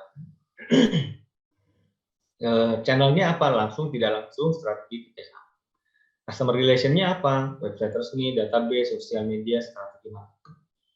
Kalau ini sudah agak lebih ke digital ya, saya skip sedikit mungkin. Nanti ini akan dibahas lebih dalam dengan digital marketing yang akan disampaikan di pertemuan yang berikutnya. Nah, yang terakhir ini ada rujak cingur ya, bisnis model kanvas rujak cingur. Customer segment keluarga. Nah, ini dia punya segmen yang spesifik namanya keluarga. Kemudian berbagai kalangan, generasi ke generasi. Wah, pokoknya semuanya makan rujak cingur ya. Value proposition-nya namanya legenda, ya legend ya. Kemudian kualitas cingurnya empuk, tidak berbau. Nah, ini penting banget ya. Yang berikutnya tempe yang digunakan crispy, berbeda dengan tempe di rujak cingur yang lain. Terakhir adalah tempat bagus dan memadai. Lewat mana channel memberikan pilihan kepada pelanggan?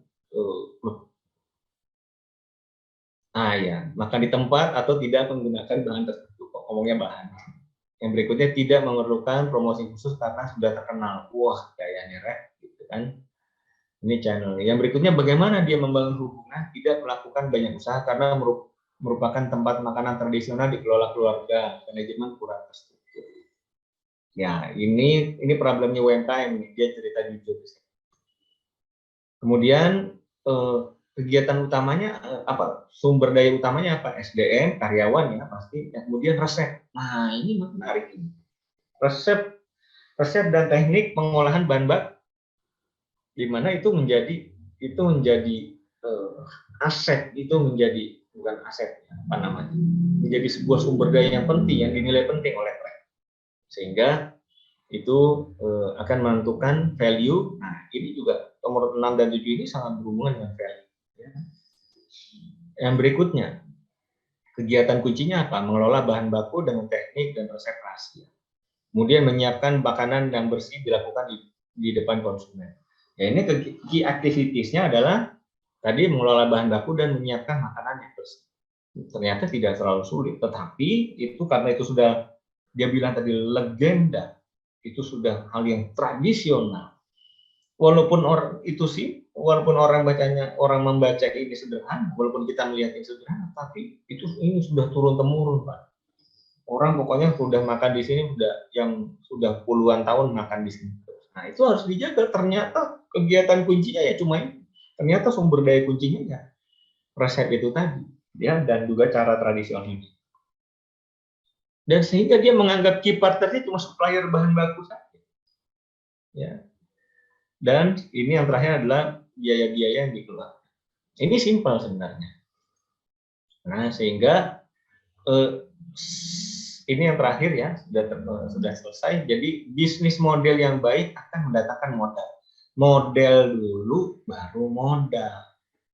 Bukan modal dulu baru model. Bisnis modelnya dulu, bisnis model yang baik akan mendatangkan modal. Model ditambah modal adalah usaha mulai berjalan. Itu mungkin dari saya. Terima kasih banyak. Sudah 10 menit lebih dari jatah waktu pemaparan. Saya kembalikan ke Kak Dila. Kalau ada yang pertanyaan silakan disampaikan. Terima kasih. Baik, terima kasih banyak Coach. Masya Allah banyak pembahasan. Mudah-mudahan sahabat-sahabat semua menyimak di sahabat-sahabat di space mungkin bisa melihat materi di atas dan itu nanti bisa diulang kembali. Baik Coach, ada pertanyaan dari sahabat-sahabat kita di space dulu di space. Saya sudah ngecek DM, belum ada pertanyaan. Silakan teman-teman di Twitter Space untuk DM saya untuk memberikan pertanyaan. Baik, ada pertanyaan dari peserta Free Class Startup Biz Coach. Pertanyaannya adalah bagaimana cara menentukan harga jual yang ideal?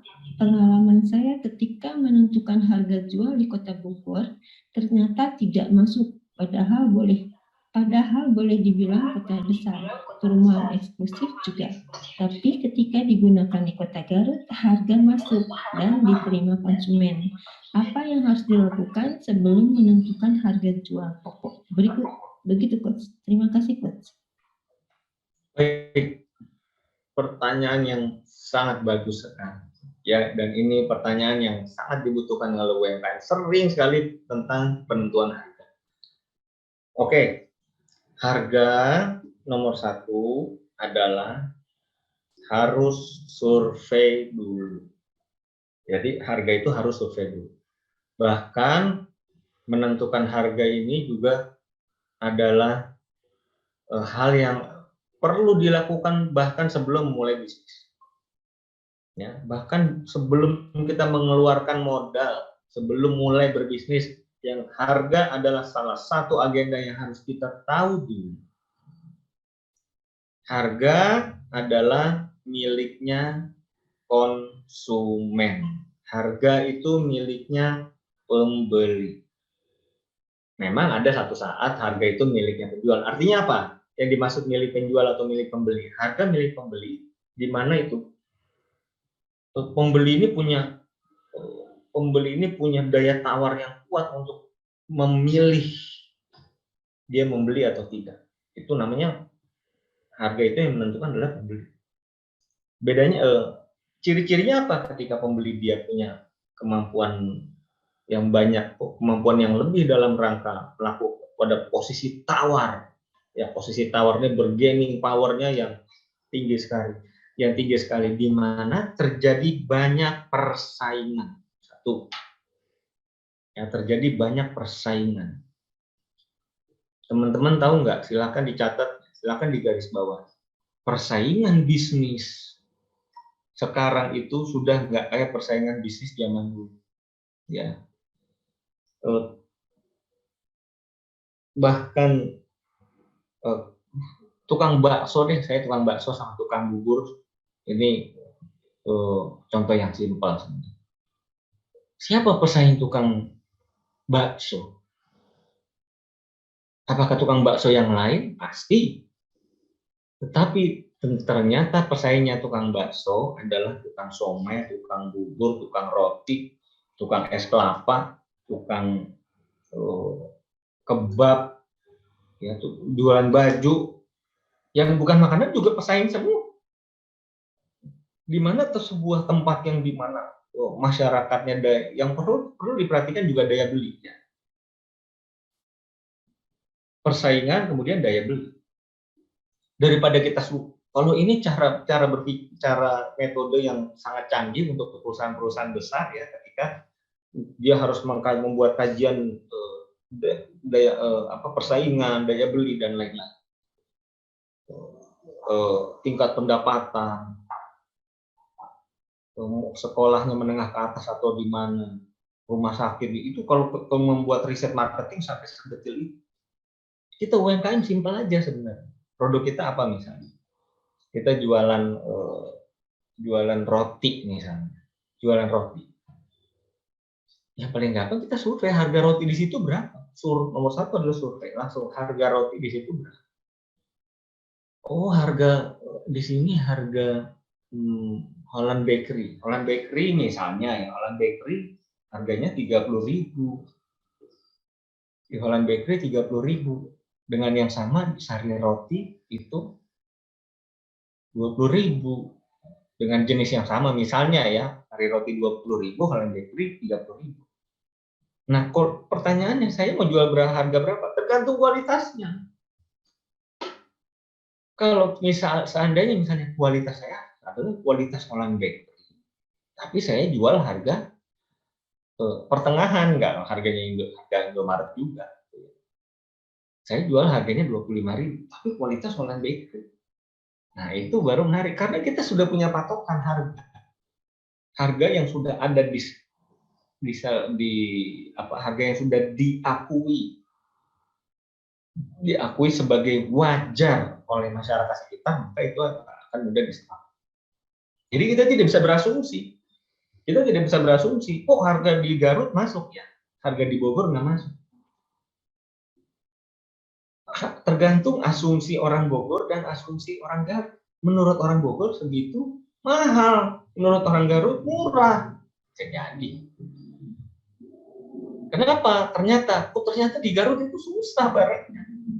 Pesaingnya sedikit, sehingga produk kita walaupun mahal, itu orang Garut mau beli.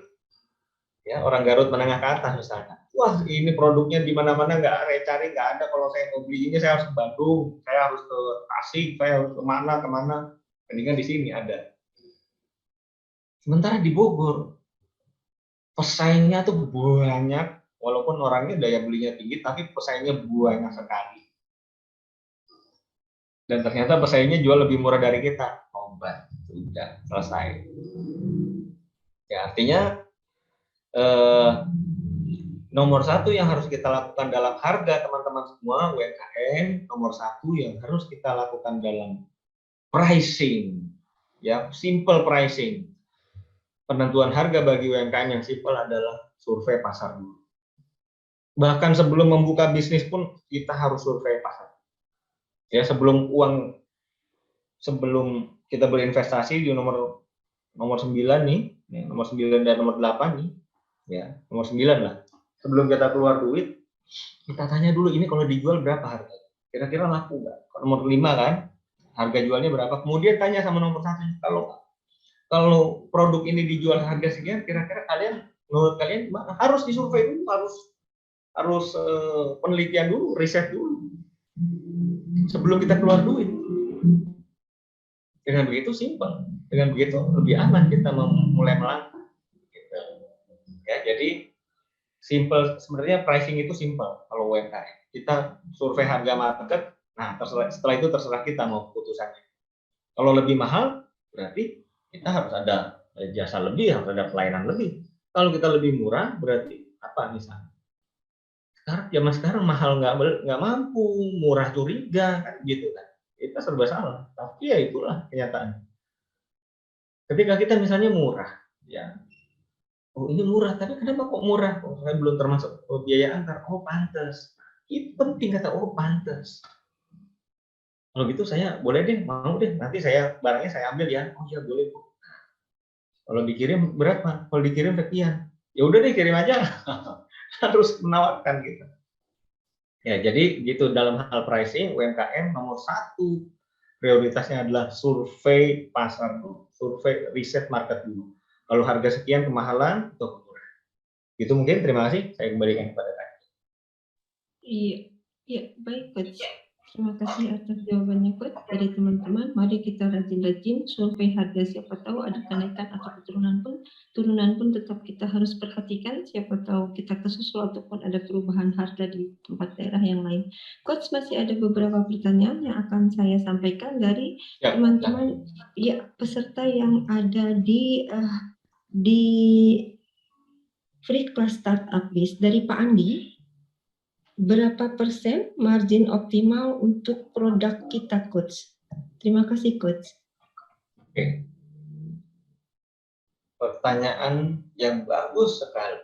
Ya, berapa persen margin yang optimal?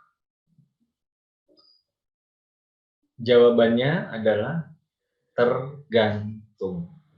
Ya, tergantung. Tergantung apa? Tergantung biaya. Itu aja sebenarnya. kalau mau marginnya optimal ya tergantung dia.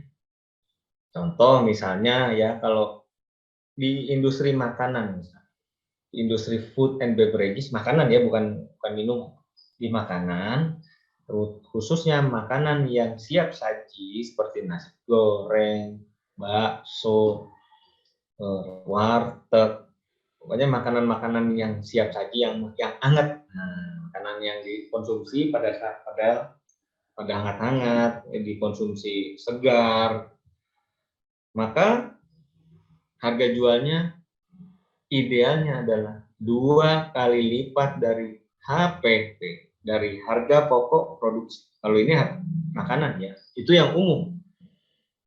Jadi harga produksi misalnya untuk, saya ambil contoh bakso misalnya, sepiring bakso, setelah dihitung, ternyata sepiring bakso ini dia adalah Rp7.000. Biayanya, harga pokok produksinya Rp7.000. Maka dia harus menjual paling murah adalah Rp14.000. Ya. Rp14.000 karena Rp7.000 kali 2 kali lipat.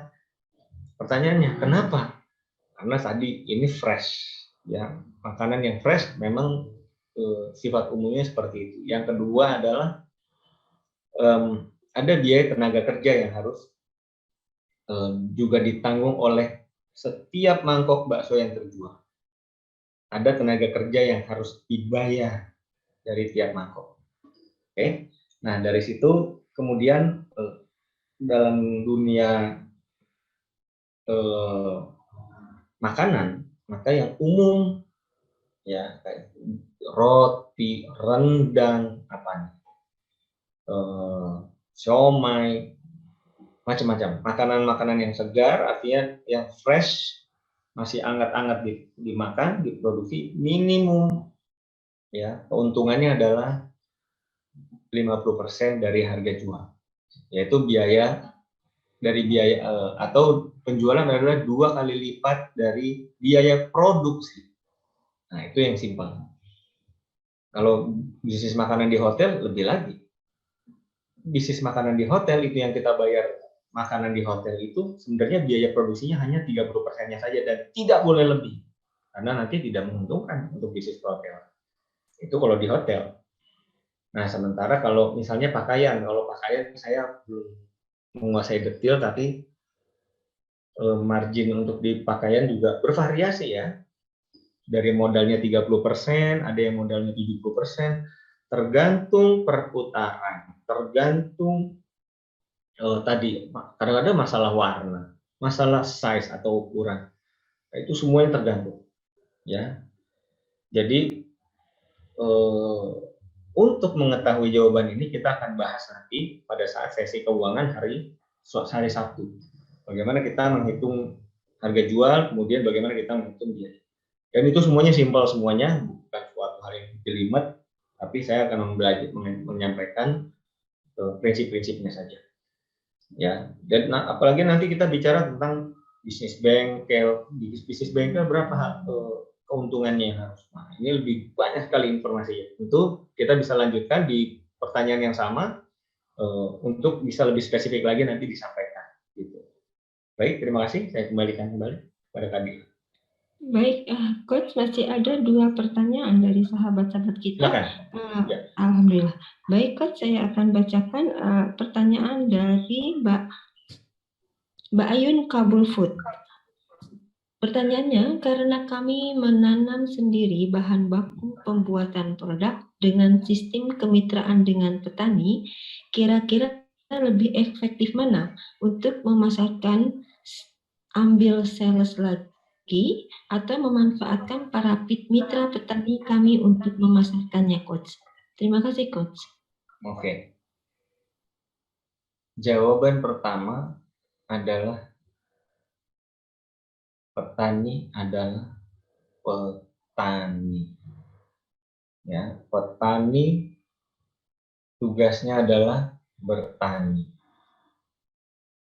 Yang bertugas jual siapa? Ya, penjual. Jadi ketika kecuali mereka mau dan kecuali mereka memang punya market, mereka punya saluran penjualannya kemana. Itu yang ideal. Jadi itu sudah saya jelaskan juga kemarin di pertemuan hari Minggu ya, hari Minggu, tentang apa sih tugas seorang produsen. Tugas produsen adalah berproduksi. Maaf, Coach, suaranya Ya. tidak masuk ke space ya, Coach. Oh, saya keluar dulu ya. Saya keluar dulu ya, nanti saya masuk lagi. Sebentar.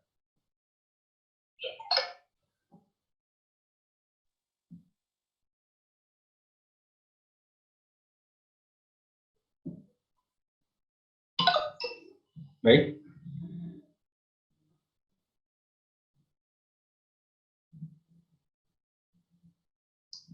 Cek. Sudah masuk suara saya? Oke. Ya, sudah masuk ya. Saya lanjut ya. Ya. Tugas produsen adalah berproduksi. Makanya permasalahan klasik, petani nggak bisa jual, harganya murah. Karena dia hanya menjual kepada tengkulak saja. Itu bukan salah tengkulak. Karena dia cuma punya tengkulak yang itu saja. Petani itu harus punya 1000 tengkulak. Ya, kalau perlu 10.000, 10.000. Kok kenal dari mana? Sekarang zaman internet. Ya, sekarang kita berkomunikasi. Saya nggak tahu nih pendengar Twitter Space ada di mana aja. Live 2 jam, tidak harus pakai WhatsApp, tidak harus pakai yang lain-lain. Didengar oleh puluhan ratusan orang. Jadi teman-teman petani sudah nggak bisa punya alasan lagi nggak bisa jual produk.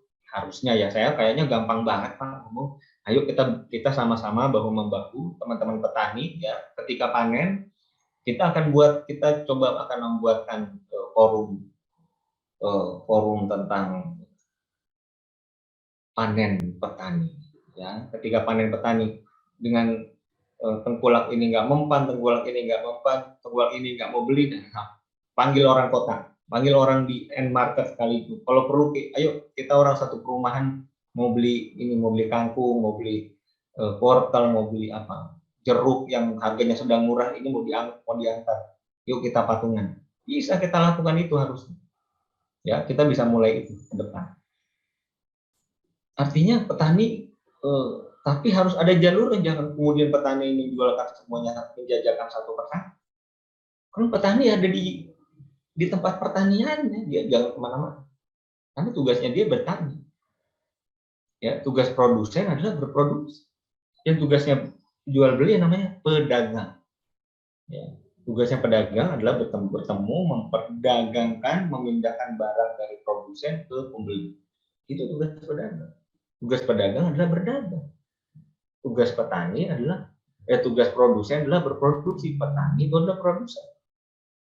Dia produsen dari apa? Dari bahan baku menjadi bahan bakunya apa? Bibit, pupuk, tenaga kerja, air, itu bahan baku sehingga jadi barang menjadi tanaman yang siap panen.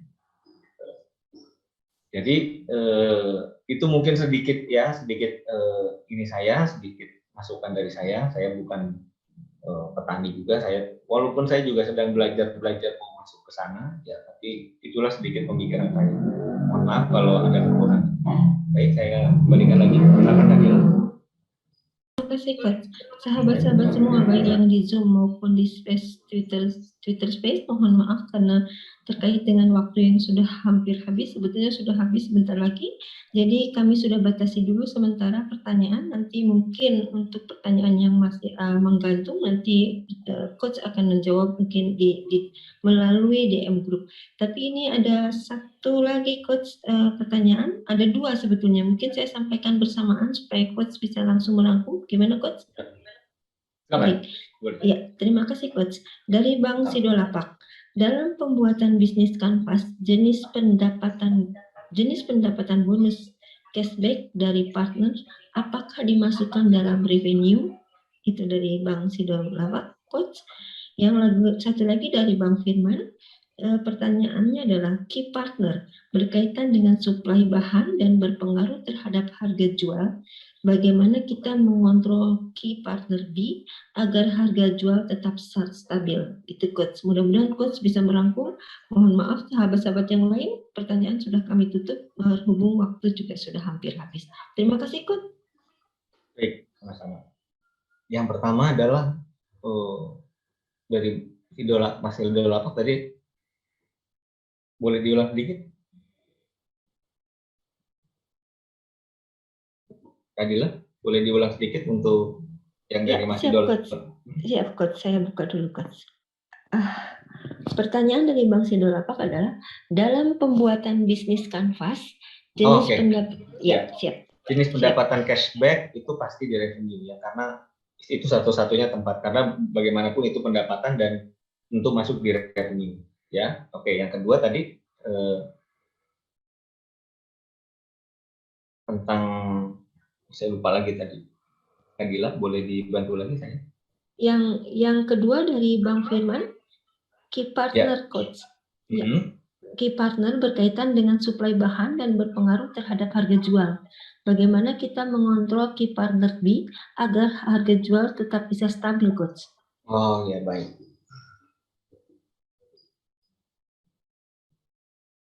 Ya agak susah ya, apalagi kalau suppliernya itu terbatas, dia bisa mengontrol harga. Satu-satunya cara bisa jadi harga kita naikkan, ya, dengan terpaksa harga naik, atau ada biaya-biaya yang kita korbankan, ya, biaya-biaya yang kita korbankan harus terjadi. Seperti contohnya saya baca berita ya, tentang ada tukang gorengan yang dia tidak menaikkan harga walaupun harga minyak goreng.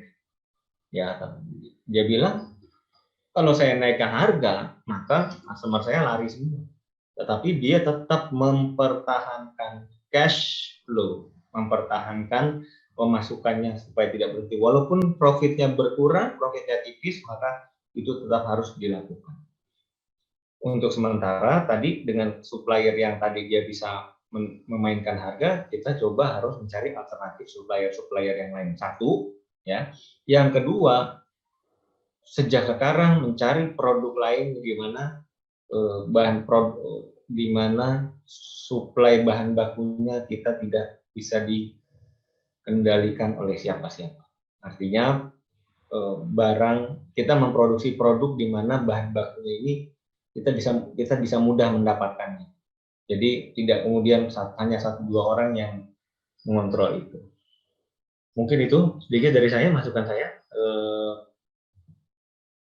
Sudah jam setengah 10 dan saya pikir sudah cukup waktunya. Ya, saya kembalikan kepada kami.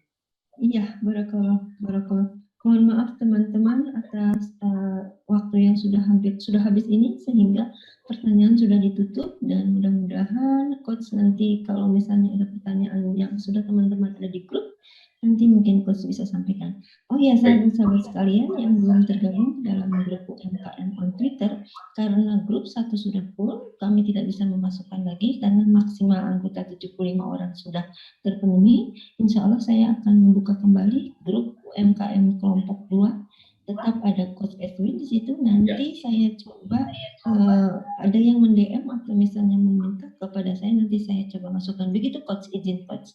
Baik Coach, alhamdulillah hari ini free class startup biz day 3 kita sudah selesai. Mohon maaf teman-teman karena waktu juga yang harus memisahkan kita. Jazakumullah atas segala perhatiannya Coach. Terima kasih atas pemaparannya yang sangat luar biasa. Semoga menjadi bekal teman-teman semua menjadi tambah pintar Coach. Mungkin untuk supaya menyingkat waktu, kita tutup bersamaan Zoom meeting, Zoom class dengan Twitter Space Coach. Dan untuk teman-teman di Twitter Space, besok kita tetap akan ada space yang akan mengangkat pembicaraan yang menarik, bagaimana kita saling mempromosikan, saling membantu teman-teman yang promosi di timeline, begitu ya Coach, terutama untuk rekan-rekan yang memiliki akun UMKM di Twitter. Begitu Coach. Untuk Ya, pelatihan free class startup base, kita akan jumpa kembali pada hari Sabtu dan Minggu pada waktu yang sama. Minggu itu kita akan penutupan. Mungkin juga nanti coach akan menyampaikan bagaimana sistemnya setelah penutupan. Post testnya nanti mungkin disampaikan pada hari Sabtu sistemnya. Terima kasih Ya. teman-teman.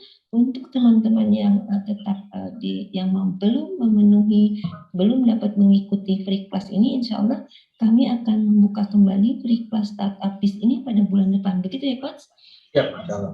Ya, Baik. sebulan sekali yang kami akan membuka free, jatahnya adalah 100 orang per bulan. Seperti itu. Baik, mudah-mudahan teman-teman bisa memanfaatkan.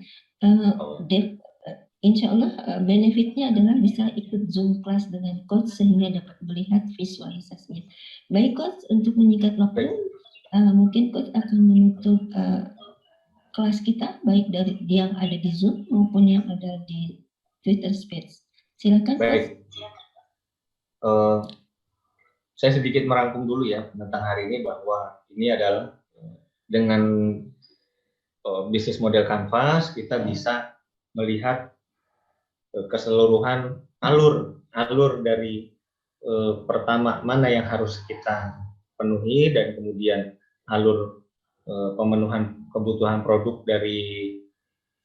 dari sejak input sampai pada outputnya, di input sebelah kiri sampai pada outputnya sebelah kanan, di mana juga yang harus kita pikirkan adalah outputnya dulu 1, 2, 3, 4, 5, kemudian 6, 7, 8, 9 adalah mengikuti setelahnya.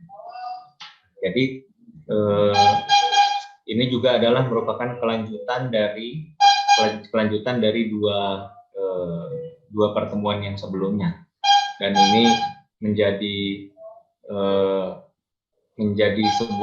satu kesatuan materi yang juga akan lebih didetilkan di 2 pertemuan ke depan, sampai kita total ada 5 kali pertemuan, di mana 5 pertemuan ini total ada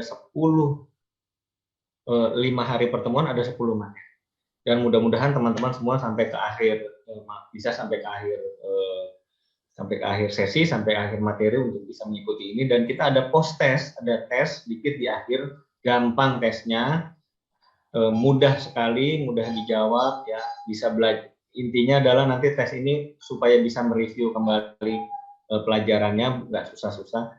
Supaya apa? Supaya kami lebih bertanggung jawab lagi dalam mengeluarkan sertifikat. Jadi teman-teman berasa, saya dapat sertifikat, sudah ikut pelajaran, sudah ikut post test atau tes akhir. Gitu.